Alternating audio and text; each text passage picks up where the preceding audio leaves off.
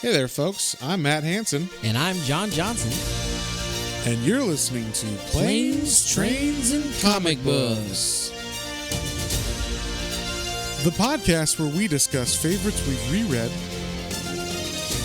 both classic and new comics we want to read, and everything else in between. And here's the comic we picked this week. Hey there, everybody. Welcome back to another episode of Planes, Trains, and Comic Books. Today, we are getting into an area of comics I never thought I would dive into because John and most people that listen to this might know I'm not a big Star Wars fan, but it is May, and specifically it's May the 4th today of our recording. That's right. And May the 4th be with you. to throw a bone to John, I was like, all right, buddy, let's do some Star Wars for May, but you better pick some good ones. So John picked this one, and then he gave y'all a good smorgasbord to choose from for the second episode if you're on our Patreon. For the Revenge of the Fifth. Revenge of the Fifth. So the one he picked, and this was like an interesting pick. I kind of liked it. It's called The Star Wars, and it's based on the original script that George Lucas wrote, I guess. Right? Is that correct, John? Yeah, it's based on like his first original rough draft screenplay for like his layout of the movie. Okay. So it's close. Like there are similarities, which is interesting, but then it does differ in many different ways from A New Hope. So it's kind of cool. It's kind of a fun read in that way. I still have issues with it, of course, but like I thought this was a pretty fun romp overall, you know, like as far as Star Wars comics could go. You had said like you thought it was pretty fun too. It's kind of different. Is that? Yeah, I had read this one, but it had been a while, so I was eager to go back to it because I when it's like I would say about 99% of the Star Wars stuff I'm down with. Like there's not too much that I'm like I don't know about that. There's things here or there, but I'm a pretty hardcore fan when it comes to Star Wars. You're a mark, is what they call you, John. Yes, we'll call it that. I mean, there are some things every once in a while I'm like Sucker, I don't like that, and I don't but you'll still buy it. I'm not to the level of like oh my childhood was ruined or whatever.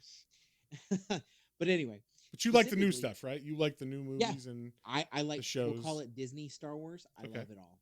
There you go. There's been very few things that I haven't. I will say the one thing is like in the Rise of Skywalker. That's the one I have probably the most like issuing things with, but I still like it as a whole, and it's part of the story, right? So like you just move forward. I guess so. They've made it so. They have, yeah. They're shoving it down your throat, so you better eat it, John. I will. I will put yes, sir. May I have another ketchup or syrup on this as much as I need to get it down. Let's get some A1 sauce out and shove it in our mouths. All right, just chew this Chinese newspaper steak. Let's do it. Oh, come on. But this Star Wars here that we have, it is, it's got a lot of fun things in it, and especially going back there, I was like, oh, it's cool. I remember that. There's one or two little things that like, it's.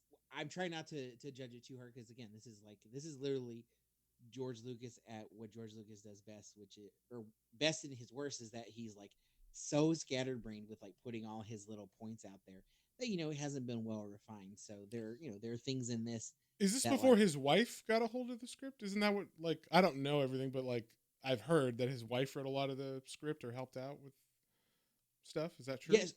Yeah, she helped out with things in like I think in like Empire and Return of the Jedi. I know that Irving Kershner also was real big in helping and directing like Empire and stuff. So right, because George only directed A New Hope and then the prequel trilogy.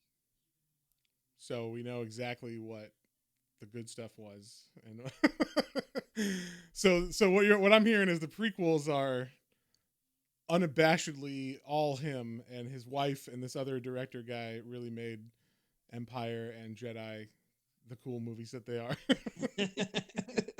Your words, not mine. That's what I'm getting. George, I'll hail the father, George Lucas, and despite his again his best and his worst is of kind of like, oh well, I want to do this and that. Like I think he tries to put so many things out there that he doesn't follow through on things.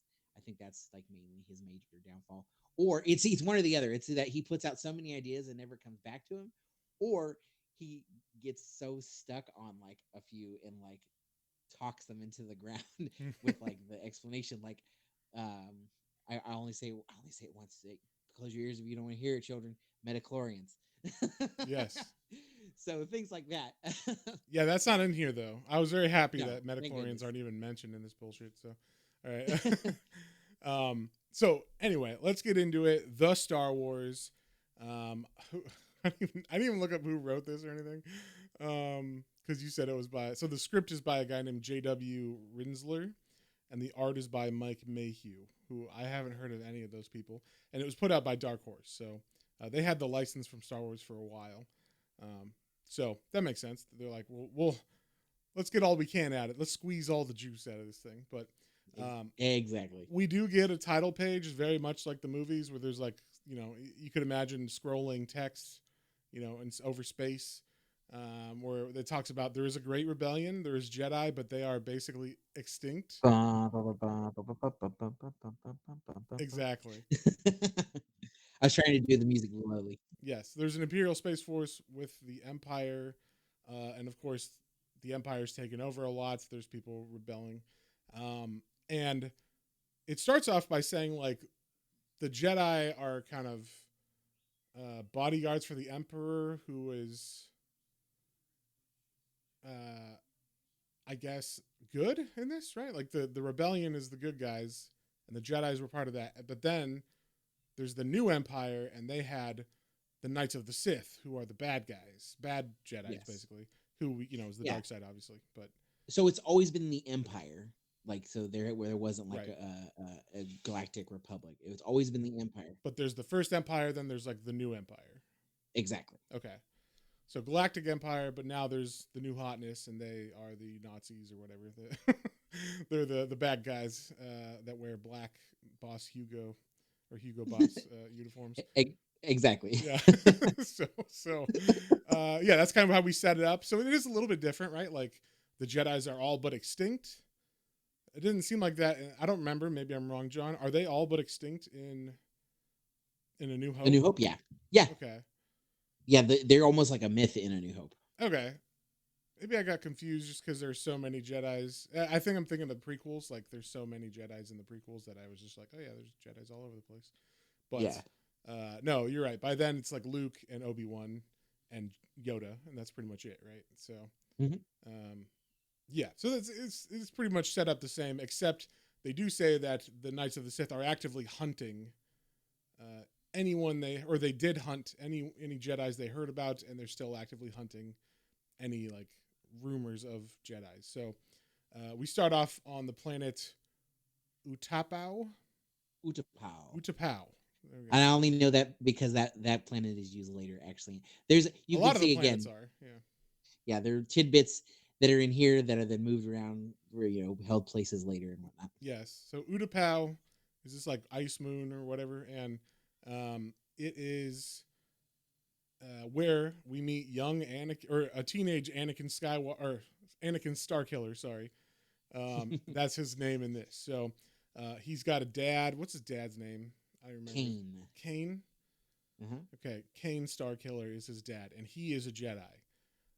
He is kind of, I guess, under the. He's got two sons. He's got Anakin and Deke, and Deke is like middle, what, like 10 or something like that. You Yeah, think? he's like really like prepubescent for sure. Yeah, and his dad is teaching him the ways, right? But like kind of not straightforward, I don't think. But he's like, one day you will be great like us or whatever. And so, but Anakin is basically like on the path to becoming a Jedi already, correct? Yes, correct. Okay. So they feel, a disturbance in the Force. They're like, hey, we think someone's here hunting us. And they were correct. Anakin goes out. Or was it like a disturbance, like they thought it was a Sith? Or did they think it was just like a craft that they had to check out? I think they just saw like they felt something was weird and like they've been hiding on this planet. Okay, yeah, because the dad literally sends Anakin, and then the other son, Deke, is like, "I want to go too," and the dad's like, "I guess so." Like, you're almost ready for this, and then, but unfortunately, it was a Sith that was there, so the Sith just straight up murders the kid, and like Anakin starts fighting him, and then we see Kane jump in, the dad, and chops him in half. I did like how violent this was. Like, there's no fucking around with like long lightsaber battles. It's just Yeah, and he chopping killed a child motherfuckers. in the beginning of the They kill story. a child right at the beginning. Now you know, John, Yep. that is one of my like instants. I will read this probably all the way through. Is like if a child dies in the first 5 minutes of a movie or like the first couple pages of a comic, that's like a sign that they're willing to cross boundaries. You know, like they're willing to go places that others aren't. So, not that it will be good necessarily, but it will be surprising, or at least they have something to say that maybe is unique. So You've got Matt's attention. you've Is what got you're my saying. You attention. kill a kid. You kill a child, I'm there. So, not in like a bad way, but just it's different, right? Most people don't want to go there. So, especially in the first beginning of like a story. Um, so, yeah, the kid dies, and of course the dad's all sad, and so is Anakin, and Anakin blames himself. But now the dad's like, "Oh, we gotta get out of here, because they're gonna keep coming after us." So, um, then we get a shot of the Empire, and we see they're having like a parade, I guess. There's all these Star Destroyers lining up and parking somewhere, and then we have like the Emperor. I don't know. There's this dude who's got a big head, Yeah, he kind of looks like uh what is that from the Mandarin a little bit. the Mandarin. Like the original Mandarin Oh, that I got is you. Yeah, yeah, unfortunately a from little Iron Man, you mean? yeah, from Iron Okay. Man. Yeah, yeah, that or like Hammond. Remember, like, yeah, he's got the big head. Who's the guy that played him? Rockwell, Sam Rockwell. Sam Rockwell, yeah. Yeah, his head gets all big. It's kind of like that, but he's got a big cape on. So he's the Emperor, and he's given like a big speech, very Hitlerish, uh, where he's standing in front of all these soldiers and people lined up. We see in the crowd there's a guy that's got this ring, and he seems to be fingering it with his thumb, and he's like, yeah, like obviously there's something up with this ring, like he's recording something, possibly is what I'm getting from it. Is that right? He's recording stuff. I believe so. Okay, they don't really go back to it like it's a recording, but I assume that's what's going on, so he can prove like, yeah. And they're basically like, "Long live the Emperor, death to the Jedi." That's what everybody's chanting. And then this guy walks away, and he goes to like a bar where he's supposed to meet up with a guy, and that guy unfortunately gets arrested immediately. So it's like he's on the run, or like this guy that he's meeting up gets arrested immediately, but then the dude that had the ring, what's his name again? It starts with an M. Is it no Whitson? Yeah, it's Klieg Whitson. That's his last name. Klieg Whitson is so Klieg Whitson had the ring. He meets up with this guy with the big furry coat. The guy with the furry coat gets arrested, and they just leave Klieg there. They're like, we don't know who you are, even though he was the guy doing stuff. Then we get introduced to Darth Vader, who's in this, I guess, same spaceport or whatever. And he is not at all like you thought Darth Vader looks like. I mean, he's got similar clothes, but he has no face mask or anything like that. He does have a red eye, so that's like the only, I guess, deformity, and some scars on his face, I guess. Yeah, so he's just supposed to be a general to like the greatest general for the Empire at this point. He is not a Sith himself. Oh, okay. I didn't know that. I thought he was a Sith as well. So he's actually just a general. I just, because I'm assuming just because of the movies, So, um, At least if he is a Sith, he doesn't because he doesn't really act upon it in the like. yeah, he definitely doesn't play as big of a part in this as he does in the other stuff, in the other movies and whatnot, like the actual movie. Because in that, like he basically they turned Darth Vader from like this character in the movies. It combines like three of the characters from this comic into one person, basically. And then that becomes the big bad Darth Vader. But they call him Lord Vader in this. So, anyway, so we get introduced to him. Then we cut to the rebels who are on what planet? Aquila? Aquila. Yeah, I'm not that one. I'm not sure. I also don't even recall Aquile. that one from. We'll say Aquile. So on Aquile, we got the rebellion, and they make sure that they're like, this is a fortress way, way, way below. But it's like, yeah, but it's still like on top. Like it's still on this planet. So when it gets revealed that what weapons the bad guys have, it doesn't matter if it's some underground fortress or whatever that they're in. But um, we get to meet Luke. Is his name Luke, or is it just they just call him General Skywalker? We don't know what his first name is. I don't Yeah, think. he gets called Luke later, but it Oh, he is does. yeah Okay. it's General Luke Skywalker. Yeah. Okay. So he's got the Gambit mask. The hair's out on top, but then there's for some reason like a band across his forehead, and it's covering his ears. I don't know what that mask is called, but he's got that mask. He's got a beard. He's older. Yeah, he's very much like the Obi-Wan role in this. Like the Yes. Obi-Wan is not in this comic, and General Luke Skywalker is kind of like taking on that role in this form of the story. Yeah, and so he's trying to tell these guys like he's meeting with the king and the council or whatever, and he's telling them, look, we need to get this war shit going, and apparently the way they declare war here is like Ents declaring war, where they're like, we got to talk about this for hours and days, and then maybe we'll decide if you're a hobbit or not, and then we'll decide whether war seems maybe a good idea. So, yeah, it's like that. Like this guy's taking forever. Skywalker's like, we have to fucking move. Like they look like they're gonna attack. Also, they see in like the war room, like there's something there that's like hanging like in the radar. It's like, hey, there's something on the screen that is bigger, like it's as big as a moon, but it's not a meteor. It's moving too slow. I wonder what that is. And everybody's just like, oh no, we'll keep an eye on it. Yeah, Like, what that's weird, but go ahead and keep an eye. yeah, On it. yeah, that's odd. That's a slow ass meteor, I guess. They don't even like check it out. They just kind of have like a party or whatever, like teasing each other and shit. We see Deke Starkiller and Anakin Starkiller arrive at this place, and turns out Deke and Luke are best buds. Oh, oh no, Deke is dead. That's Kane. That's his I'm dad. sorry, Kane Starkiller. My bad. Yeah, no, it's Kane fine. I Star. was like, Yeah, Deke Deke is is the dead. child who died. Yes. God bless him.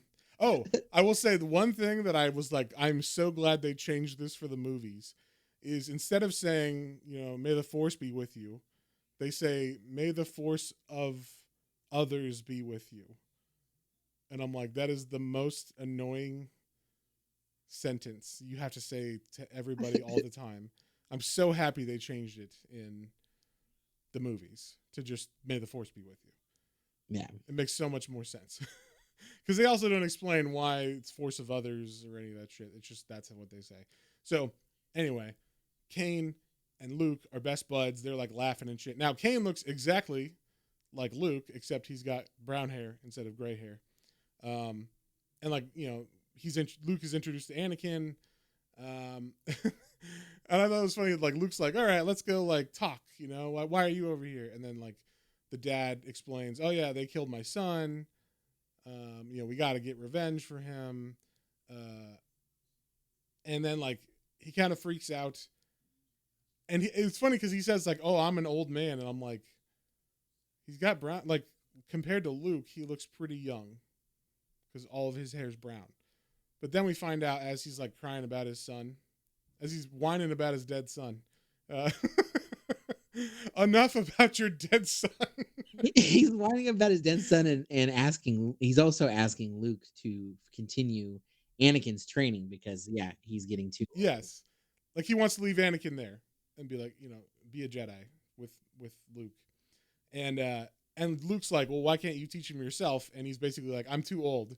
And I was like, what are you talking about, too old? He looks younger than Luke. And then I guess this is what he was talking about, but he like rips open his chest and we see, oh, he's basically just an arm and a shoulder and a head.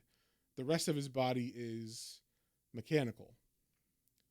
I guess his mechanical self is old, or he just doesn't think. That's what I assumed from it is that like maybe He in didn't this oil like himself enough. or in this, like when you get parts replaced by mechanics, like you don't, it's not like that doesn't like necessarily prolong your life. That maybe shortens it. Yeah, he does say he's dying, but you know, it's still like, okay, that's kind of it's a weird reveal the way he does it. But he basically pulls a Terminator where he like cuts his the skin off his arm and he like pulls it up or whatever, like that, but with just the cloth that he's wearing for his uniform. Um, so yeah, like so he's like, okay, like please teach my son, take Anakin under your wing, and Luke's like, okay, we'll do it. Then they cut to, I guess it's been enough time since they saw that meteor. They're like, wait a second, that meteor, it looks pretty weird. Oh wait, no, are we there yet? No, we're not there yet. I'm sorry, we're not there yet. Almost, yeah. They're still looking at the meteor, like, huh, that is weird. Uh, it's moving around even more. Like it's moving to certain areas, like it has a mind or whatever. Like it's just odd that they have no interest in this thing that's obviously something important, but especially when they have the technology to look at it. Like if they can see it, they have spaceships that can just fly off the planet and take a look. Why don't they do that? Yeah, well, I would just keep an eye on Yeah. the little bleeping radar thing. Yeah, I mean, it's basically like Hawaii on December 7th, 1941. It's like, what are those things on the radar? I don't know. It's probably not. Probably a flock of birds or something. Turns out it's Pearl Harbor. That's what that is. But they were sleeping on the job too. But anyway, so we cut to later. Luke is now hanging out, or Anakin is with Luke. And once again, Luke is like, dude, King, you gotta like put war out, right? You gotta like say, let's go to war. You gotta move this thing faster. And he's like, okay, I will. And we should say that we've been introduced to her, but she hasn't really done anything yet. Is that Leia is the daughter of the king? Yeah, they introduced the queen first. Have they introduced Leia yet? Or they do in this scene? No, she was going off to something earlier. But, okay, Leia is also like 13, maybe. Is that correct? She looks way younger than Anakin, and Anakin is supposed to be like 17. I think she's supposed to. I mean, I hope so because hey, we can't judge their customs. This is a long time ago on a planet far, far away. All right. But yeah, you're just covering for Anakin. It's fine. Hey, in the movies they did it the other way. So that's true. Yeah, it was like 17-year-old Padme hitting on 9-year-old. Yeah, Anakin. Like that, like Weird Al song. Yeah. Oh man, that's hilarious. Anyway. They definitely make Anakin look like an idiot. He's still a whiny bitch, but he's not as bad as Hayden Christensen in the movies. I'll say that. He's a little bit more relatable and less annoying. But I know you have thoughts, I'm sure, on that. Yeah, no, Hayden's fine. It's supposed to be Anakin like getting frustrated and throwing off that. And then I honestly I get what people say he come off as a little whiny, but then he gets really fleshed out too. He gets really fleshed out in the Clone Wars, and Hayden does a good job, and he comes back too. But anyway, yeah, I disagree. The Obi-Wan show is. I've never watched the show, but well, then you can't disagree if you haven't watched it. I can disagree that he's not whiny. How dare you, sir? But anyway, he's also macking on ladies. Like, there's like this hot redhead that he's like, hey, what's up, babe? And then like. Luke has to be like, hey, stop. Like, we're supposed to be like monks, like basically like we're not allowed to have sex.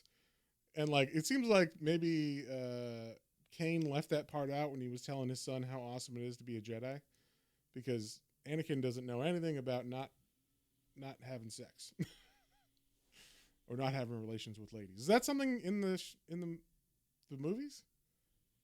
Yeah, I mean, so the Jedi are supposed to relieve themselves of all attachments, including personal attachments. So, I mean, I remember that from like when Anakin is like, "But I want to be with her," and he's like, "No, you can't." But then, like, I don't know, Luke doesn't seem to give a fuck about any of it.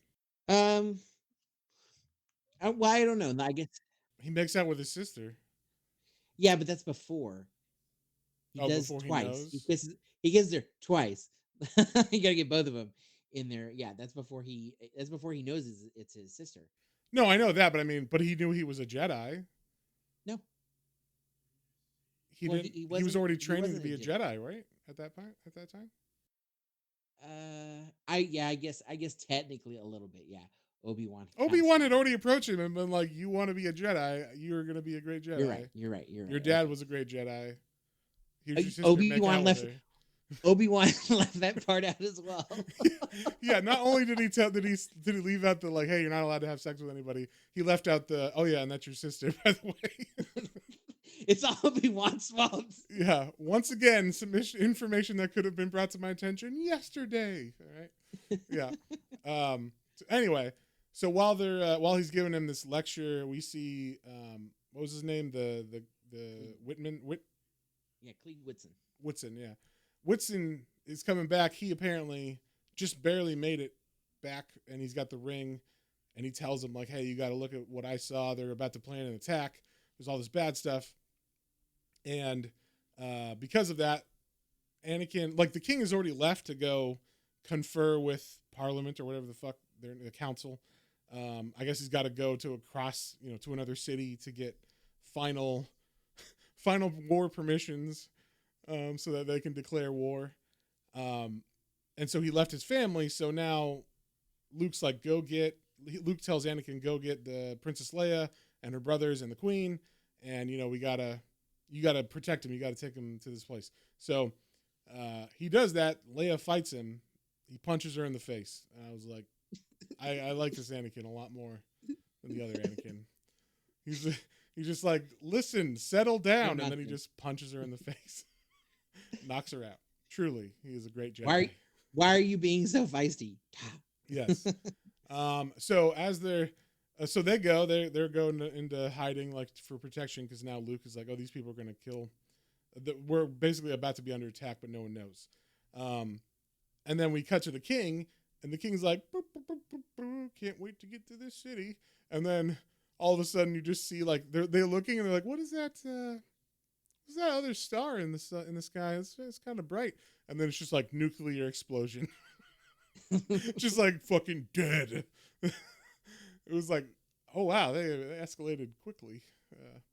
So yeah, the king is like immediately killed and vaporized by we don't know what it is, but of course we know what Star Wars is, so it's Death Star probably. Although this is like not the main Death Star weapon because it didn't blow up the planet. It's just, I guess, a secondary weapon that's not as bad. There's different. Yeah, I mean, there's different levels of the. You can crank up that thing to You destroy a can planet, hold but you that can also Kamehameha longer and it will be stronger. exactly you can charge it up for a more powerful blast. But if you want, you can just go pew and Okay. assassinate a couple people in a group or something. Okay. Well, I'll I don't accept know. it. I'll accept it. So, anyway, of course, Luke's like, scramble we've been attacked. Scramble, the X-wings. I don't know if they call them X-wings in this, the fighters, whatever. They don't look like X-wings. I was like, man, they really got a better design. This must have been the hardest thing to draw for the artist because like he's got to draw Star Wars without being Star Wars because it's got to look different than it does in the movies, right? And then not only that, but every spaceship since Star Wars is inspired by Star Wars. So he's got to make ships that look kinda like that, but you can't just take stuff that's inspired by it, right? Well, so part of it is actually because I was reading the a lot of the art of the character looks and the ships and vehicles and whatnot are all inspired by really early uh, art of like Ralph McQuarrie, Okay. um, a lot of the art, well, pretty much all the art for at least the first three movies, Well, you're and so forgetting it's about take Mobius and Geiger and stuff. They all did art for that too. that's true. I think Mobius had probably a big. If you've ever seen Mobius's stuff from like the Arnak or whatever that series is, it's like, oh, this is Yeah, exactly Star Wars. So, yeah, I think a lot. I mean, obviously there was a bunch of artists collaborating, but um, it's very clear that like in this, yeah, he might have got like he had to go back further to what maybe their like really early art was, before he because he didn't want to get too far into the stuff that was actually used, because this is supposed to be before, like, this script is before it was finished, right? And put into a movie, so he's got to go back with the art as well. I just think it would be really hard for the artist, because you can't just base it off of shit that you've already seen, because then it would be the movie. So Yeah, you gotta be different enough, yet you but use some of the similar enough. concepts, but also exactly. It's a hard line to toe, but I think they do a good job. I bought it. I was like, these look like X wings, but they're not X wings. They're similar. They look like U-2 planes, but they have like a secondary set of wings that makes an X formation. So kind of interesting. Anyway, they fly up. They see the Death Star. I don't know if they call it that in this ever. Do they actually call this a Death Star? They do not. They just say They space Starbase, station. right? Or Star, yeah, space station. So, Yeah. um, and we basically get like, it's weird because, like, I don't know, there's like 13 planes or something, or like 10 planes that go up, and like the Death Star is pretty big, and it seems like these planes are giving them quite a hassle. Uh, like, they're able to blow up enough shit that, like, it's causing a problem inside the ship, inside the space station. Um, and when we cut to the inside of the space station, we meet some old friends of ours. Now, we get the first sighting of C-3PO and R2-D2. It's good to know they were still called that in the very first draft. But the difference is a big difference, and in fact, I hate this difference. one of the things I'm so happy they changed for the movies is that R2-D2 talks, and I'm like, what the fuck? What is this bullshit? Like, it's much better with him being like beep boop beep beep boop boop beep, and like, then C-3PO just argues back. It's such a better dynamic. But C-3PO is the same. He's a annoying smarty pants or whatever. But and he kind of looks the same too. He looks more like the Metropolis. I don't know if you ever saw that movie from, like, the silent movie from, like, the 30s or whatever. Yes, He looks like the robots from that. that is what he's based. That's what he's based on. Oh, okay. Didn't know that, but it makes sense because he looks exactly like that. But R2 Yeah. looks exactly the same as he does in the movies. He just talks now. And it was funny when I, because he doesn't have a voice, I just gave him like like Keith, what's his name? Keith David. I was like, he should be Keith David's voice. So he's just like, the external bombardment appears to be like, like if you're gonna give him a voice, give him like a deep, deep voice to counteract whatever C-3PO is doing. So, That's pretty fantastic. yeah, that's what I would do if I was them. But obviously they didn't go that way, so that's their miss on that one. But yeah, like I said, I fucking hate that he actually talks in this. It's so annoying to me. I'm just like, why do I have to read all this? Just do beep boop beep beep, and then have C-3PO argue back like he will. So, but anyway, we're seeing like a lot of the on the outside, we're seeing a lot of the base or the star station getting attacked, and they're getting the TIE or the X-wings are getting killed pretty good, but there's still enough of them. Also, they say stay on target a little bit in this, which I thought was fun. Still have that, Yeah. which is always good. But when we see C-3PO and R2-D2, they're basically like, we got to get the hell out of here, like before. I don't know why they run, because they're in here. They're like part of the new Empire. Do they say why? I think they just know that there's a counterattack, and so they're like, we have to. They're just like, we don't have any loyalties. We're out of here. We don't want to die. I guess because they do say that their first like mission imperative is to live. That kind of makes sense. So yeah, they're like just out of here. They're not loyal to anybody.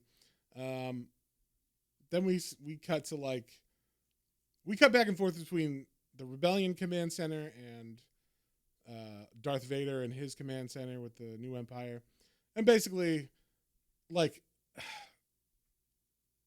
we see like all the X-wings get defeated, and we see the robots take off in a space pod, right, like a rescue pod, an eject pod. Exactly. Just very similar. Yeah, they escape an escape pod, and it goes towards the planet, the Aquilay, and then pretty much almost all of the X-wings are getting destroyed. Yeah, I think like maybe one is left, but it's pretty. Even that one I think gets destroyed initially because they're like basically. Also, what happens is in the middle of this first battle, right? We're assuming they declared war. That's the other thing is like, Luke is like, okay, we're at war, right? Like they blew up the fucking king, and then the queen is like, no, no, I will not. I will not say yes to war.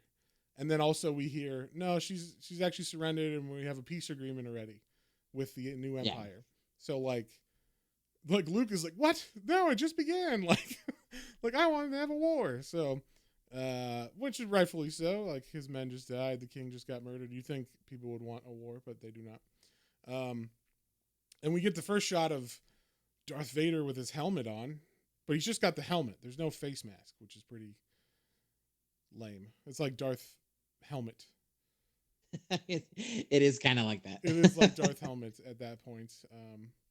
But yeah. So anyway, uh, we cut back to the desert, like the surface of the planet Aquila, and we see the pod land with the robots, with R2D2 and C3PO, and they're arguing like they always do.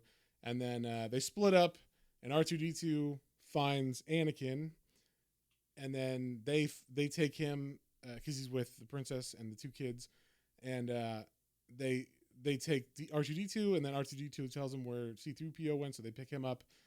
They're fast friends, and also like Anakin's like maybe we can use their knowledge because they know about the Empire and all this shit. So um, so that's good. And then Leia's like, hey, just I know I didn't say this before, but there is a secret like entrance into the back of where like our fortress is. So she tells them where to go, and they meet Luke in this secret hallway. Um, and then they meet before the queen, I guess, to argue like why aren't we at war? And the queen is like, no, I don't want to have war. We've already made peace. It's too late. I don't remember I don't remember why. Did they say I why? I think basically because the dad died, and she's like, well, I don't want there to be more, and so and more. Deaths. I guess she's thinking of her kid, right? Like her kids. Yeah, so she says, and the like her handmaid's like, and the Senate's corrupted anyway. So she's like, I'm gonna send my kiddos away to some some kind, I don't know, it's called the Chrome Companies of Apuchi or Fuchi. Ofuchi. So yeah, she's like, I want you guys to take my kids to Ofuchi instead of like starting or like fighting this war, Yeah. because it'll protect them. So they do that. Um, they do like a weird thing with the kids. I guess this is later, but they're on the run from the Empire, who's already landed and started like putting troops out. And I guess I don't know who was it, Prince Valorum, who is like another. Basically, he's got the face mask, and this guy is like, if you took Darth Vader and Prince Valorum and you put them together, that's what Darth Vader in the movies would end up becoming. Um, but this guy is a Sith Knight, right? Yeah, yeah. He specifically is a Sith Knight. And he feels the Jedi's. He's like, I know there's a Jedi. They're supposed to be extinct, but I know I've heard Skywalker's there, and so that's why he wants to go down there. Um, and so he's after them. Um, at the same time, they go to a town to like I guess get on the spaceport to fly out. Is that correct? Yeah, they're trying to do it secretively instead of going like, actually off of like, royal ship or whatever. Yeah. They also meet up with Whitson. What's his first name? Query Whitson. Yeah, Clee Whitson. Clee Yeah. Whitson. There you go. Close enough. Clee Whitson. They meet up with him and they're like, "Oh, good, you made it out. Why don't you join us?" And so they do run into a couple patrols, but they take care of them with the lightsabers, which once again they're just killing people, which is pretty fantastic. Just slicing people in half with like no issues whatsoever. Not at all. Yeah, it's fantastic. They're just murdering people, um, and there's nothing wrong with it. They're like, yay! So They're doing it in front of children too, like Leia's brothers, and I get, or are they brothers or sisters? The other brothers. Okay, Or no, it's brother and sister. It's twins. That's it's right. twins. Okay, yeah. One's named Biggs, and the other one's named something else. Wendy. Wendy. That's right. But So WIND. yeah, that's why I was like, I don't The know wind. what they're supposed to be. They draw them pretty like neutral. So could be a boy, could be a girl. That's what I was like. I don't remember. But anyway, so but the kids are just like, yay, as these people are getting chopped up in front of them. They even like just shoot people in front of like these guys are on like big bird things that are like these stormtroopers, I guess, are on these big bird things, and they're trying to stop Luke and Anakin and Whitson, and they just shoot them with blasters. And I think at this time the kids are in their little containers, though, right? No. They're like they're literally they're like yippee kind of to like to like what's going on. Oh yeah, you're right. Because later on they put them in a container. They put the two kids in like these containers later on, and they're just like, go to sleep. So Yeah, I thought that was we fun. need you. Yeah, like we need you guys to not make noise and not be a nuisance. So go into these little pod, and they're like complete. Almost it's like putting them in carbonite, kind of, but like just like a sealed pod. They're like, and go to sleep. Yeah, yeah. Oh, you know what it is? It's because there's two different parties. There's Whitson and Luke are on a party to get to his old buddy Han Solo, That's right. which is probably one of the other biggest differences in this. And then we have Anakin and Leia and the kids.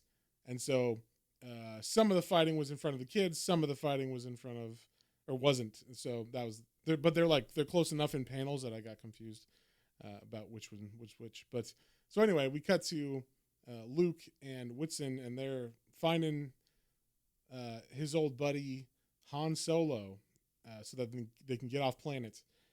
And immediately there's a bar fight, and of course Luke just chops some guy in half, which is always good. It's pretty much the same kind of bar fight from the movie. Like Yeah, they'll walk in there and some guy's like, I don't like you. yeah. I don't like the look of your jib. Yeah, my buddy doesn't like you either. We're probably gonna kill you. Yeah. So, but we meet eventually Han Solo, who is not the dapper, swarthy Harrison Ford, but he is a green He's Swamp Thing esque. Swamp Thing. Is what he looks like. Bernie Wrightson Swamp Thing. So like muscular. He's even got like the same like nose thing going on his face, where like there's a weird like ridge that is his nose. But he's wearing like leather. So yeah, he looks nothing like and acts nothing like the Han Solo we know. So, but he's like, yeah, I'll take you guys. So this is where they put the kids. They're like, we got to go off planet. So, put the kids in these sleeping units. And then don't they meet up with Kane again here? Yeah, Kane shows up here as well. Kane shows up here as well, but now he looks a lot older, so which was confusing. I was like, wait, this has been like a day, like a day or two, and he freaks out again, and he's like, they're like, we need batteries to do something. I can't remember what it is. I guess for the kids to go to sleep, like the sleeping units. They're like, Yeah, the sleeping units for one of them doesn't have enough batteries, and they're gonna die if we don't have enough batteries. And then I guess you can only get batteries from, you can't buy them. You got to get them from either robots or androids, because Kane just like rips open his chest and is like, take my battery. And he like rips his battery out of his chest. And he's like, so dramatic. He is. He's like, and just like rips it out of his chest. And then like hands it to them, and then he dies in Anakin's arms. So Anakin literally loses his dad like for no reason. Just like, all right. And everybody's like, are you okay? Like Leia's like, I'm sorry. And he's literally holding his dad's dead body from 5 seconds ago in his hands. So, and like Anakin's taking it surprisingly well. He's like, it had to be the Force. The Force now flows with the others, or whatever the fuck it says. Like, once again, they can't just say the Force be with you. It's got to be like a weird, confusing. Yeah, it looks like it's an honorable death. Yes. Is it? Is It's it? a dumb death. I'll say that. Like, why did you rip your fucking heart out? It's like, we can. There's a store right there that sells batteries, probably for robots, because it's probably a normal, everyday item in this world or solar system. So, but anyway, we're ready to go. They have the kids now in these.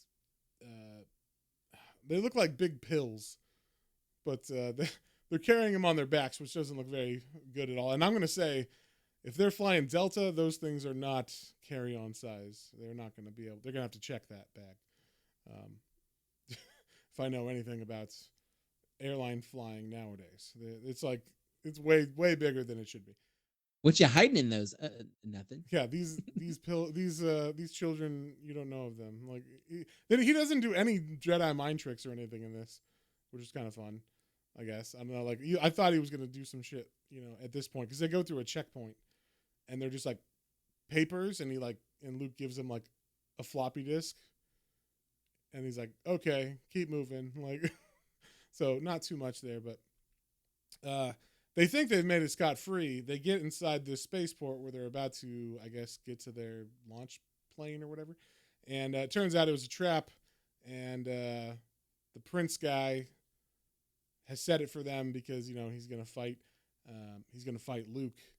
He's like, oh, you Jedi, I've set a trap for you. How stupid of you. And Han Solo attacks him. And here's another weird thing. Everybody's got lightsabers in this fucking thing. Like, Han Solo has a lightsaber. The stormtroopers have lightsabers. What's up with that, John? So early on, lightsabers were not just the weapon of a Jedi. They're kind of like, it was like swords and blasters for all. Kind of like, like the time period of like swords and like early guns coming together. It's kind of like based around that. So like they're not necessarily just for Jedi. Oh, okay. Well, that makes sense. And also the colors of the lightsabers don't matter, I guess, because Luke has a red one. Yeah, which is generally considered only for Sith, I think. Right? Am I wrong on that? Yeah, no, definitely. Now I would say now canon. Yeah, red only comes from bleeding a kyber crystal, which powers the lightsaber. You're gonna get me all nerdy on that, and that it becomes red. It's corrupted. Oh, okay. Well, there you go. So there's a big fight. They do a split up again, where like they get out of the room. Everybody splits up again. So we get Whitson and Anakin go one way, and then Leia, Han, and Luke go the other way. And then the robots, I think they follow Luke. I guess they follow Luke because they're like, oh, he seems to know where he's going. So they're like, we got to get out of here. There's like the back and forth shooting in the hallways and stuff. And eventually they do get out, and they're able to board. It's not the Millennium Falcon. It's just a spaceship. But they do board it. Anakin flies it, and they're able to like bust out of there. And I think they shoot some kind of like to distract people. I think they shoot some, or maybe I'm looking at this wrong. I thought they shot some like energy source thing that exploded, but I guess it's just the back end of the spaceship. Yeah, they were trying to target the fuel cells, basically. Ah, Do you recognize? Okay. Do you recognize that ship? Just as my own curiosity, because it is. It's an actual ship from something. Mm-hmm. Yeah. No. So I'll tell you one thing: the original Millennium Falcon was actually supposed to be a longer linear ship like that. Okay. I'm so glad they changed that. It does look like if you turn it sideways, it could have some of the similar features of the Millennium Falcon. It could a little, but this ship is also in. It's the first ship you see on screen in Star Wars. It's Princess Leia's ship, the Rebel Blockade Runner. Okay. Which they have a couple of throughout the movies and stuff too. But yeah, that's the same. That the one on the page there that they steal. Okay. Yeah. That's all. Just kind of a fun little tidbit. Gotcha. Well, right. So, thank you, John. That's why we have you here for this one, because I have no knowledge of any of that bullshit. So you're filling in the nerd knowledge that all of our Star Wars nerd listeners want. So one of the things I loved about this next scene is so they're on the ship, they escape, and like Anakin and Leia are in the room where the pods are, and she's like, "Oh, should we wake him up?" And he's like, "No, just let him stay in there because we don't want little kids running around." Basically, which is great. I'm like, why do they even have him in the story? Like, it could have just been Leia. Like, the whole story, they're just in these pods pretty much. Yep, So and that's where they'll stay. yeah, and that's where they will stay. They don't want to deal with kids. Fuck these kids. Anyway, so then immediately Leia is like, "I love you," to Anakin. To which I was like, "What? Whoa!" I had the same reaction Anakin did, where I'm like, "Whoa, His whoa, face. a little too much, a little too fast." I mean, I know I'm awesome, but you are crazy. And so that's why I was like, she's got to be young because she does look like she's maybe 14 or something. He looks older than her for sure, like by at least 3 or 4 years. I'll give you that. I mean, obviously there is some bit of an age difference, and especially with, like you said, as quick as she's like, "Oh, I love you." This is the first boy that's ever rescued her. So of course she's like, "Oh my god, I love him." So, but yeah, it was definitely quick. It came out of nowhere. I was surprised. I was like, "What the fuck?" So thought that was fun. And then also I was confused because I'm like, "That's your mom, bro. Don't do it." It's a Marty McFly situation here, almost. I just thought that was funny because I'm like, it's Leia and Anakin. That's a weird mix. Yeah, well, actually, that would be his daughter if it was. Oh yeah, I'm Yeah, sorry. Yeah, it's your daughter. but yeah, still terrible. But Yes, thankfully, yeah, not in yes. this. Doesn't happen. Anyway, we cut away from that scene, and immediately they're of course being tracked down by the Empire. We get some TIE fighter action, although they do not call them TIE fighters, and they start firing at them. It's the standard Star Wars thing where it's like, oh my god, yeah, right, all that stuff. Uh, uh, they of course go through an asteroid field, and then this was the dumbest part of this whole thing. So they get shot at, and Anakin was in one of the turrets, and one of the lasers from the TIE fighters hits the turret, and it explodes, but he doesn't die. He just goes into space while he's like screaming and yelling, "I can't breathe." Well, the text goes like really small, like he's like No, it mumbling. says, "I can't breathe," and then he's getting pulled out into space. Yes, So he says that as the vacuum of space is enveloping him, which, no. and then it says gasp. Yeah, but he would be like dying immediately and freezing. And I mean, this was like worse than Sunshine, where like Chris Evans somehow makes it from spaceship to spaceship with like a blanket. It's called the Force. Okay, whatever. They don't say that. If he had said like, "I must use the Force," perfectly explainable thing. They do not say that. That's true. That's true. It's like Princess Leia's Leia Poppins. Yes, exactly. So, but luckily R2D2 is there, kind of like in the movies. Like he's always helping Luke out in the spaceship and stuff. So R2D2 is there. He shoots a little tether over to Anakin, brings him in, and then closes the door, and he's safe. No bad things happen really. But one of the funny things that happens from this is the art changes, which I was like, what? We go from like this pretty, everything's standard, and then we go to like this really painted look, and I don't know why. It's not in the middle of an issue or anything, so for some reason the art changes. But um, we get a conversation between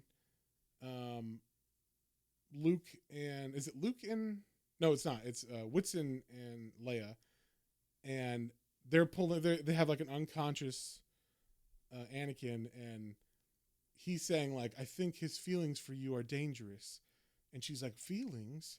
So like, I don't remember when they say it. I thought it was after this.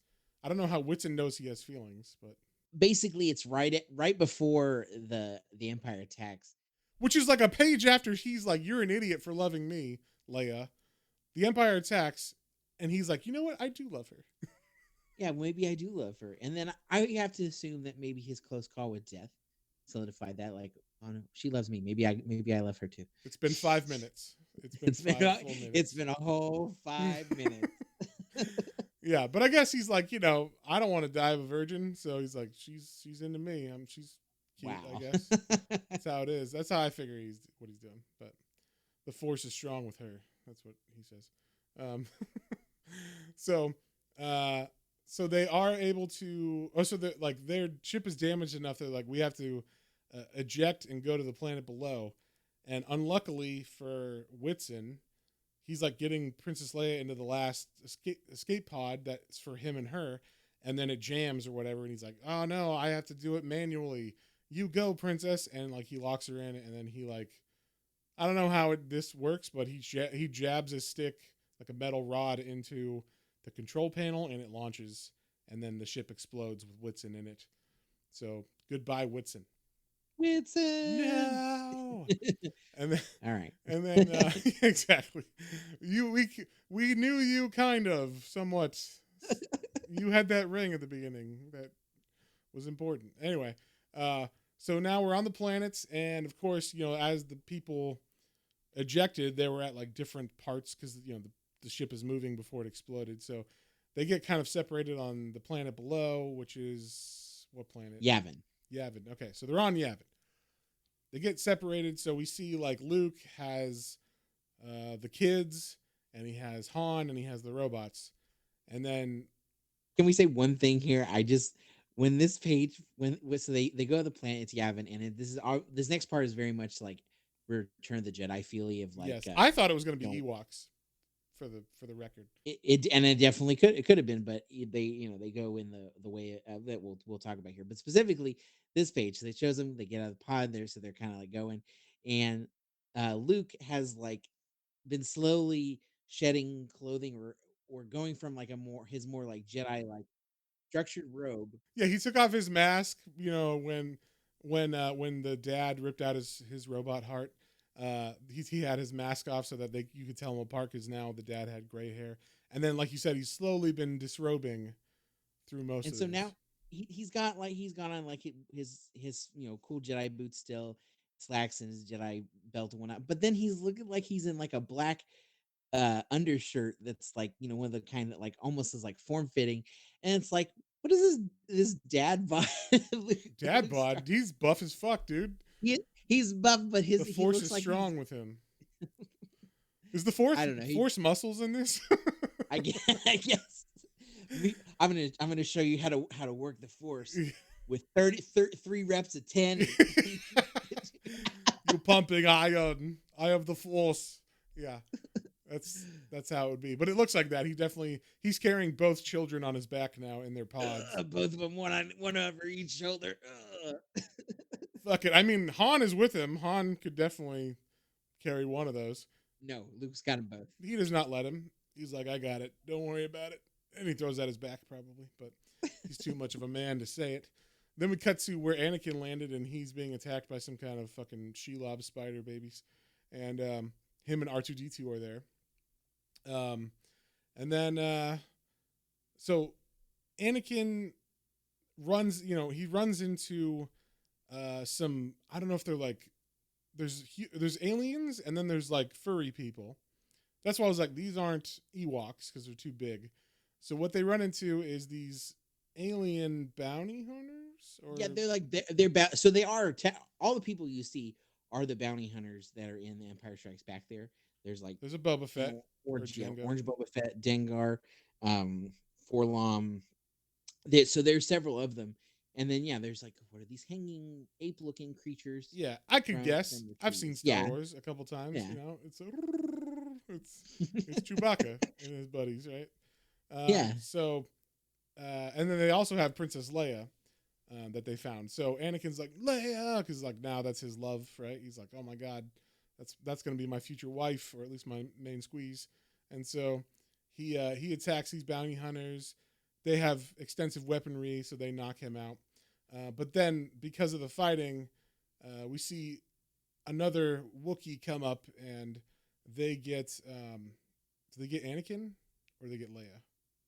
They pick up Anakin. They pick up Anakin. Okay, so they pick up Anakin because he gets knocked out by a blast, and then this Wookiee takes Anakin back to the grass hut village that the Wookiees live in, and we find out the one that saved him is Chewbacca. But unfortunately, Anakin wakes up and makes a rash judgment about these Wookiees, and he's like, "You'll not take me alive," basically.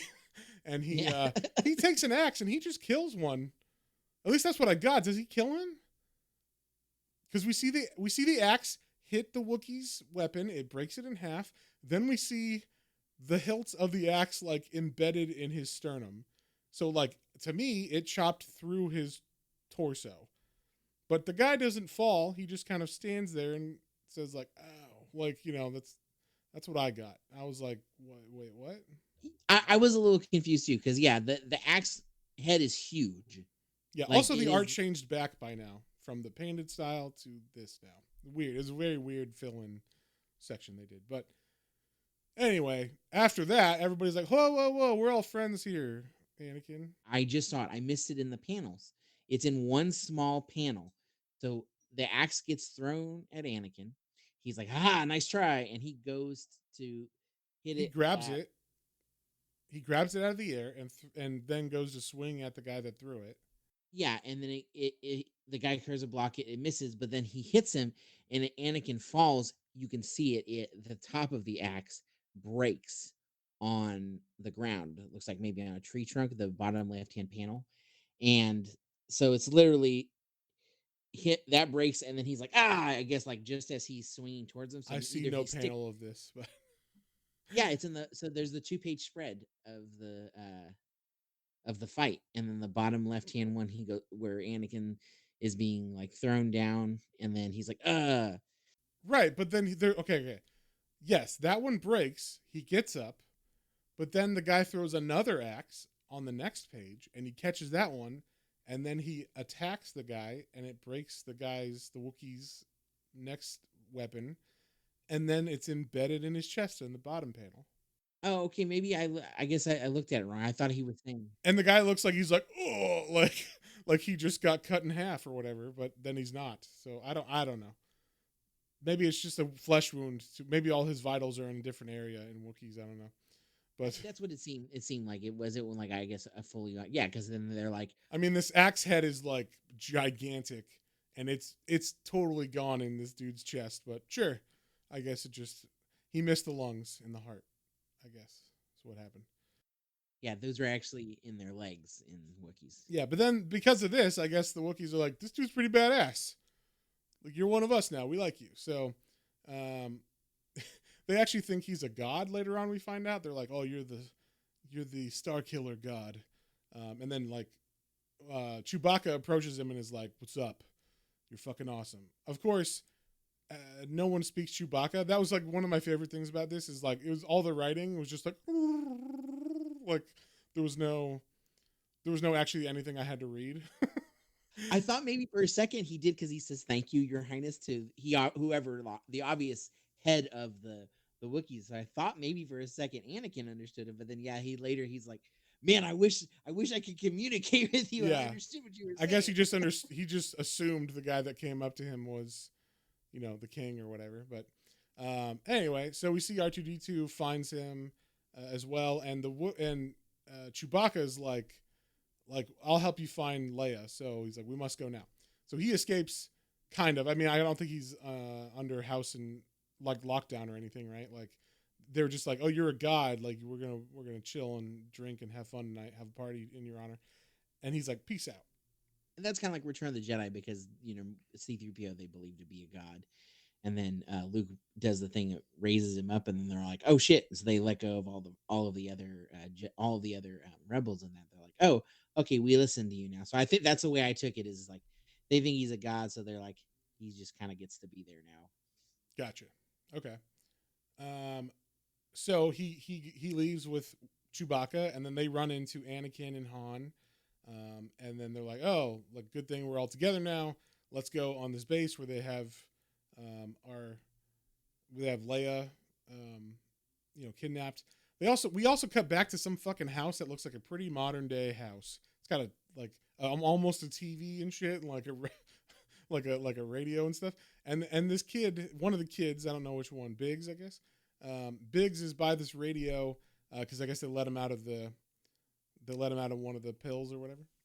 I guess one of the pills was losing power, so they were like, Yeah, "We gotta get him out of there." yeah. So they leave him with C-3PO, which is first off bad mistake. Don't leave kids with C-3PO. You never know what's gonna happen with that guy. But But anyway, then he's got this weird fucking monster that he found that's like obviously the most dangerous thing a child could play with. This thing screams. It's like a critter mixed with like a slug or something.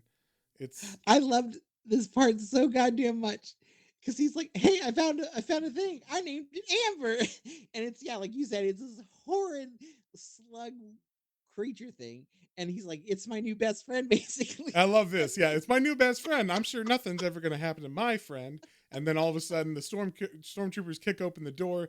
They chop Amber, the slug critter, in half, and in front of the child, which is great. He's like, "No, Amber!" And then like, And his little face is like, "I'm gonna get you, yeah, I stormtroopers." will kill you one day, in vengeance of Amber. Yeah, I almost wish that this is the first page that we see an actual force thing, and like you see his face, and then it turned the page, and then like the stormtroopers were like being like squished together or something. That would have been so good. yeah, just like death. Yeah, that would be amazing. So they kidnap the kid, assumedly, right, and C3PO, and then we cut back to Luke and Han and Anakin, and they are meeting with the warriors of Chewbacca's tribe, and they're all going to attack. They're coming up with a plan because I guess the Chewbaccas have been trying to get to this base that's on here, but they keep getting beat back because they're too technologically overpowered.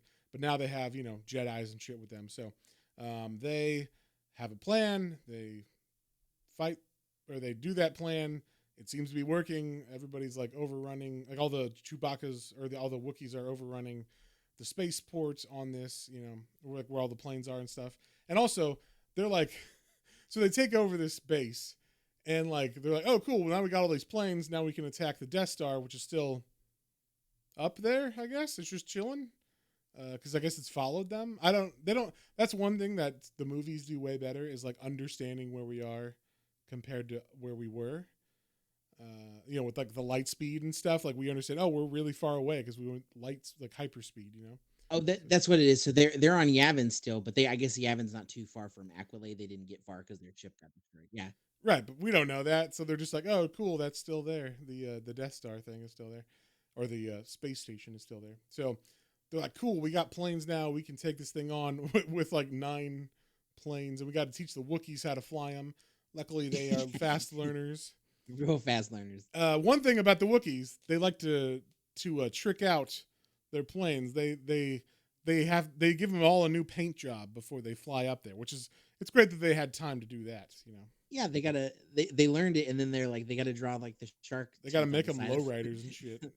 Yeah, put some spinner rims on them. Yeah. And mind you way for these are Y wings, which I don't know if you know. That's like they're bombers at least in regular lore. I don't know about the original screenplay, but Okay. those are bombers in the original lore, and they are slower than most of the ships. Yeah. Well, yeah. I mean, it makes sense. I don't know. Like, so okay, we're kind of approaching the last act here because we cut to the space station and we see Darth Vader has Leia. I guess they took her up to the space station from Yavin, and she is being tortured by Vader. And at first, he seems like I don't know, like a gentleman. I guess he's like, oh, you are a queen, and we must treat you accordingly. And then he like electrocutes her and shit and laughs at it. So bad guy, I guess. Um, so, like we said, they prepare for the attack on the space station. The Wookiees tricked out their Y wings, and in the meantime, I guess they send Anakin up there on his own. Is that correct? So Anakin is going first, I think, because he's going undercover as like, hey, I'm here to check whatever. Oh, that's right. He like puts on like a black outfit and is like, "Oh, I'm a mechanic or whatever." He's gonna save the princess. Yes, he's gonna save the princess, but he's wearing like no one questions him at all. So they're just like, "Yeah, you can go that way, sir," and he's like, "Thank you." And then like he switches uniforms. He takes out uh, a stormtrooper and puts on that uniform. This was a funny scene they had where like he's trying to fight and run in this stormtrooper outfits after he like starts attacking other stormtroopers, and it slowly just falls apart as he fights, which I thought was funny. He's like, "How are we supposed to fight in this thing?" Um, but he eventually does find Leia. Oh no, actually, he gets captured by the prince, right? Like that's um, I guess they gas him. That's what happens. He gets gassed as his uniform or as his stormtrooper suit falls apart. He gets gassed because they can see him on the cameras because now his suit is falling apart. So they gas him. They capture him. So we have the prince who's got Anakin, and he's like questioning him about I don't know. It kind of seemed like, well, everybody's down there. You know, they're all down there, right? Like where's to find out? Like I don't understand what they need to find out at this point. I think he's more along the lines of like, you know, why did you come to like save the princess? Like, if you're truly like trying to be a Jedi, like that's not part of the Jedi way. You have like a code and an And honor. then he's like, wait, what? I wasn't told about this. He was trying to get Leia. Leia. I'm sorry. No, you're fine. It's a dad joke there, but yeah. So it's obviously that Prince Valorum is trying to like more get at like why he's different, why he's seemingly like a different Jedi, as opposed to Vader and his Imperial cohorts who are like, oh, if he's one of these last Jedi, then like he needs to be killed because all of the Jedi should be hunted down and killed. You know, that's what there are traitors to the empire and blah blah blah. So take him to the Emperor. We will execute him. Okay. Yeah, I wasn't sure. Like, I'm like, at this point, I was kind of like, I mean, this should just be a space battle, and that should be the end. Like, I don't know what they already know where everybody is. So yeah, while he's being questioned or whatever, we see the Y wings approaching, and then they're like, oh my god, all hands on deck, and then Anakin's able to use the Force to grab a lightsaber, and then no. I'm sorry, that's not true. That's not true. This came out of nowhere, and I was very confused when this happened. So Anakin's being questioned by the prince, and then he's taken to a different platform by the prince, and we see Vader there with a bunch of stormtroopers. Vader's not here. He's being Are you sure? Yeah, it's just another guard, but he's in all black there. No, I was really confused, but also at first I thought it was gonna be kind of cool, and I thought, well, it's still cool, but so like he's being transported to be killed in front of the emperor or whatever, and then Valorum comes here and is like, hey, actually, I don't want that to happen. The Jedi and Sith have to like We gotta work together, bro. fight. No, well, no, he's like, we got to fight. Well, he says we have to fight honorably, so he cuts Anakin's like handcuffs off, and then he throws him a lightsaber. But he makes it seem like they're gonna fight. But then he's like, fight nobly against the forces of tyranny. Ha ha. Yeah, and then he like turns and he starts killing stormtroopers. So I don't know where this came from. It comes out of nowhere. There was no hints of it anywhere. There was one line because when they're saying he'll hopefully like they'll slaughter him in front of the emperor and then he'll be the last Jedi. So then what will they need the Sith for anymore? And then Vader says maybe the Sith will be next to Valorum. But literally off of one line is what is he's gonna like change allegiance. Basically, like he lets him go. The Prince Valorum lets him go, lets Anakin go, and he's like, "Wait, why don't you come with me and escape?" And Anakin's like, "For love, babe. For love. I got my Princess Leia. I gotta go free." And basically, Prince is like, "Love, whatever. That's weird." But anyway, I'll see you. Um, that's it. Like, there's like I guess you could say it's like a respectful, like agree to disagree, like that, like they're not hated enemies like they are in the Star Wars movies. They're just kind of like different factions of the same thing. Yeah, it seems like they're same factions, the same thing, or like two sides of the same sword almost. Like, you know, they just have it seems like at least their Valorum is seeing that and understanding that more now as I guess they've been hunting down or whatever, and like so there's not many Jedi left. Yeah. So eventually Anakin does find where Leia is. He saves her. She's like, "Oh my god," and he's like, "I love you." And then like they have to do the whole trash can or jumping in the trash can to escape thing. That's why I was like, oh, they did take a lot of stuff from this, but like just it happens in different ways in the movie. But Now we're back in A New Hope. yeah, now we're back in New Hope, and then we're at the end of New Hope where we get like stay on target, because the Wookiees are, bombing people and shooting stuff in the Death Star, and finally we get. I don't really know. It's not as epic as what happens at the end of New Hope, where it's like we got to shoot these rockets into this vent, and it's like super hardcore. It's like I don't know. They just shoot the right thing, and Vader gets killed. And To me, it seemed like the Wookiees are trying, but they're not doing great, and then maybe uh One of them does like a suicide run or yeah, it something. looks like they get shot and they're like, fly into that tower because it's a different color. Yeah, and then they like that just happens to be where like the command center is, and it blows up. But then it blows up the whole star, like the whole space station. So like it just so happens that was the crux of of the space station. So they get out in time. Like it's real quick. There's 3 pages of just like, oh, we saved the princess. Oh, we fell in the trash can. Oh, the Wookiee blows up the thing. 1 page of, and that was it. They get a ceremony on the one panel of a ceremony after Anakin and Leia kiss, and then it's like, and that's it. Hmm. And we all lived happily ever after. And then we will see him in the next one called the Saga of the Ofuchi. Yes, and I like that everybody gets a medal in this too. Like Everybody gets a medal, side even the characters, kids. Chewbacca gets one, the kids get medals, the droids get medals. Everybody gets medals. You get a medal, and you Yeah, get a you get medal. a medal. Yeah. Yeah. I just thought this thing ended so fucking fast. Like it goes from like, oh, there's got to be more of the space fighting, right? Like we got to do more of the buildup of tension of like, are they going to shoot? Are they going to be able like, are the Wookiees going to be able to pull this off? But no, they just like, bam, bam, bam, we're done, and it's like, oh, okay, I guess that ended abruptly, um, but it did end. It was fine. That is the Star Wars, John. What did you think, and what would you give it? So yeah, I really enjoyed it. It's the prototype ideas, right, of what George Lucas had running around his head. He threw it down on paper, and it's cool. So you got to see like, you know, what things worked, what things didn't work, what was kept, what was expanded upon, what was thrown out maybe or tightened. And it was fun to see that early concept basically really well storyboarded. Um and it's Star Wars, so I loved it. But also, if you like it and if you like Star Wars in general, and you see something like this, you can kind of be like, oh, that's cool. It's like seeing how the sausage is made, or seeing how those early ideas kind of started to come together. And it's a lot of fun. And the art was fine. I didn't, it was nothing to write home about, but it was still, so serviceable for the story.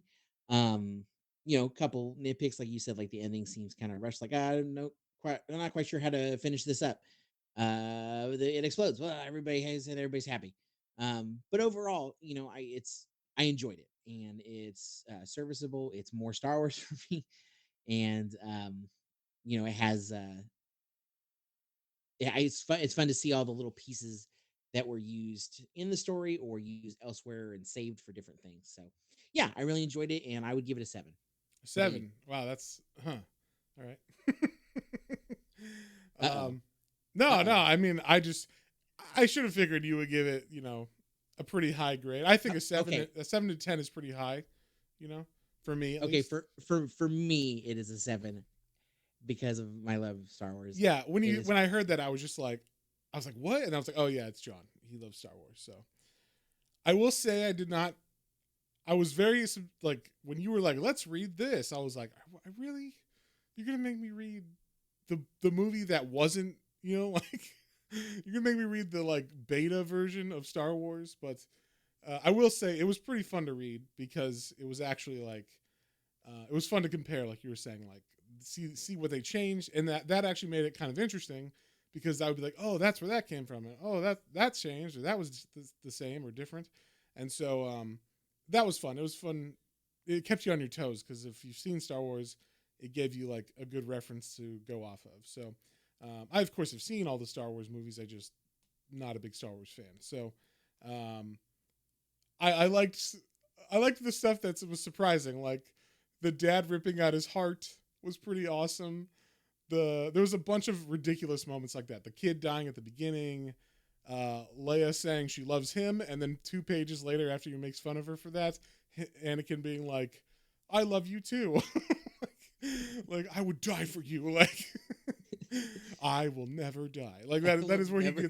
he goes there, right? Like just stuff like that. And then of course the ending was like this, it's this big build up, and then all of a sudden it's like, and it's over, it's done.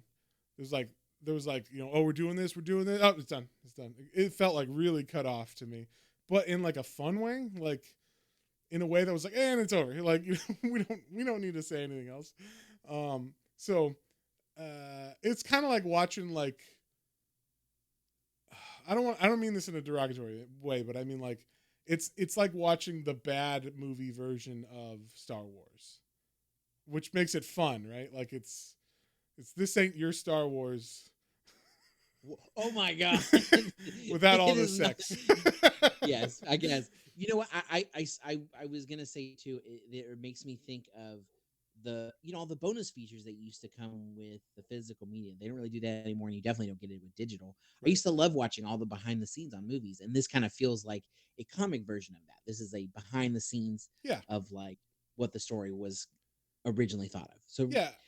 And one thing that was nice about this compared to the other one, and we were talking about this before, is A New Hope is so goddamn slow. And this book just gets right into it. It's like, all right, there's these things called Jedis, there's these things called Sith, there's an empire and a new empire. Bam.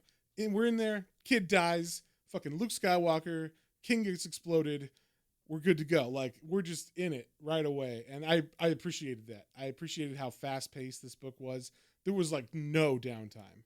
Um, yeah, there was zero downtime in this book at all. So the most downtime you got was like in the cantina or whatever when they're gonna meet like Han Solo, and then but they end up like still killing people and shit. So I enjoyed that.